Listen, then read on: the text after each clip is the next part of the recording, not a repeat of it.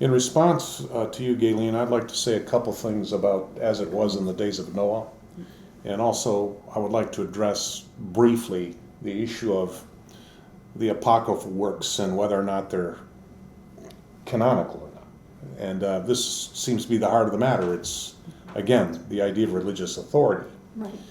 Now, Jesus, in his Olivet Discourse, his Sermon on the Mount, I should say, delivered from the Mount of Olives, which was, incidentally, the place where he ascended in Acts chapter 1, the place where Zechariah tells us he's going to return to the very place. And Jesus told, or the angel told those who were gathered on the mount when Jesus ascended in heaven, this same Jesus whom you've seen ascend shall so come again in like manner. He will come personally and he will come physically. He's not going to be a dream, or it's not going to be a ghost. He's going to come as an actual human being, albeit with a glorified humanity. So he said in this sermon, he said that people are not going to know the day or the hour, that it's going to be a mystery to people. And he said, but of that day and hour no one knows, not even the angels of heaven or the Son, but the Father alone. For the coming of the Son of Man must be like the days of Noah. It must be just like that. For as in those days before the flood, they were eating and drinking, marrying and giving in marriage until the day that Noah entered into the ark. And they did not understand until the flood came and took them all away. So will the coming of the Son of Man be.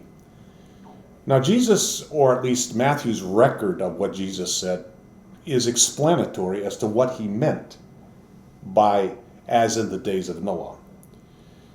The key thing to understand is that he's shrouding this in mystery to the extent that no one is going to know when it's going to happen, which is one of the big errors with a lot of Christians today. They're establishing when Jesus says you can't.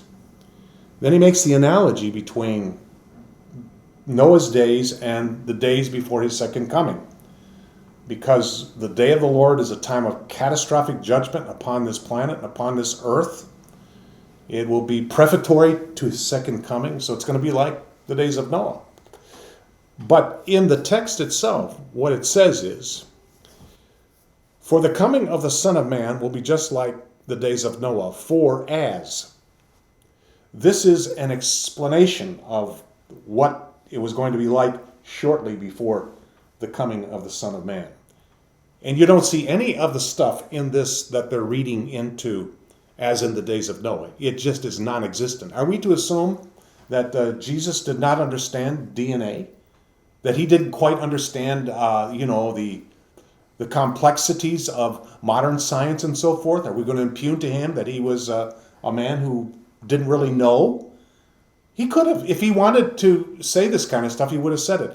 But what I see here is, for as, explaining what it means that his coming will be like it was in the days of Noah. He says, in those days they were eating and drinking, marrying and giving in marriage until the day that Noah entered into the ark. There's nothing of the kind of activity that you, Sarah, and you have written about, Galen.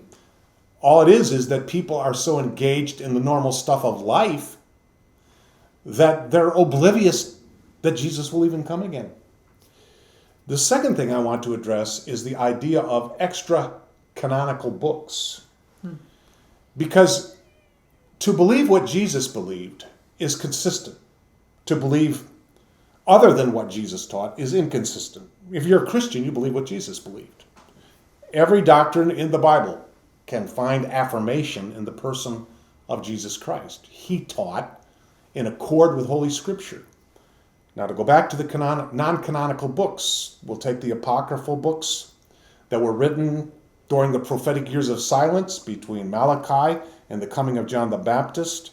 The Jews just couldn't stand the silence, so they had to manufacture books that they ascribed some inspiration to, or the books that they came from God and so forth. But the church, although it valued those books for devotional books, never ascribed any canonicity to them until the Roman Catholic Church did it at the Council of Trent.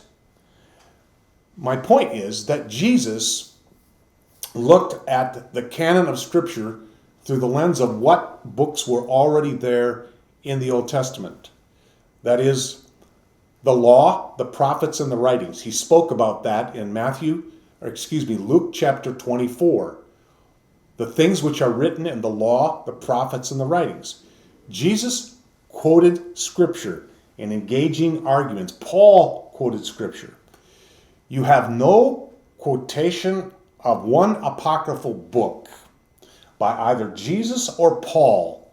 You've got one isolated reference in the book of Jude, I believe it's in verse 14, but prefatory to mentioning Enoch, Jude never says it's written. He never ascribes canonical authority to it. He's just simply quoting it as an illustration of the judgment that's going to be coming upon the false teachers, something they felt they were immune to because of their false teachings.